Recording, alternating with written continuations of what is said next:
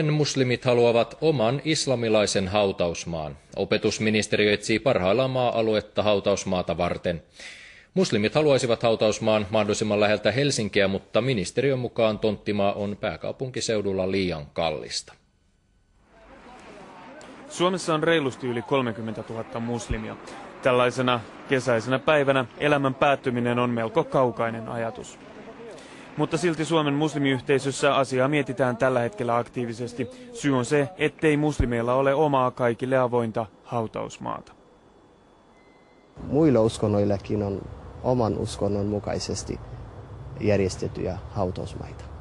Aiemmin Suomessa muslimeja haudattiin tatarien hautuumaalle, mutta nyt sinne ei enää mahdu, kun Suomen muslimien määrä on kasvanut sen verran.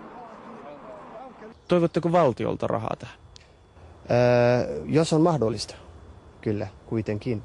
Koska täällä Suomessa muslimit ovat, enemmistö ovat maahanmuuttajia ja niillä ei ole hyvä, ei ole paljon varaa. Suurin osa suomalaisista muslimeista asuu pääkaupunkiseudulla ja he haluaisivat omaan hautausmaan mahdollisimman läheltä. Mutta pääkaupunkiseudun ja lähialueiden tonttimaa on niin kallista, ettei opetusministeriö paikkaa ole vielä löytänyt. Tällä hetkellä muslimivainajat haudataan esimerkiksi luterilaisille hautausmaille.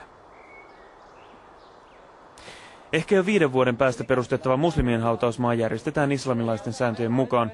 Kun muslimi saatetaan haudan lepoon, hänet asetetaan hautaan kasvot Mekkaan päin oikealle kyljelle. Onko rahaa tarjottu ulkomailta? Ei ole. Emme katso esimerkiksi islam tai muslimit ovat sellaisia ulkopuolisia, jotka saavat tukea vain ulkomailta. Miksi emme saa suomalaisista yhteiskunnasta, missä olemme osa?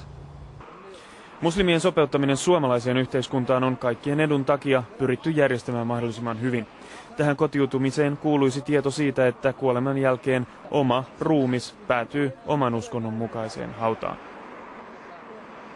Miten kotoutuminen ja integroituminen on mahdollista, kun ihmisillä ei ole hautausmaa?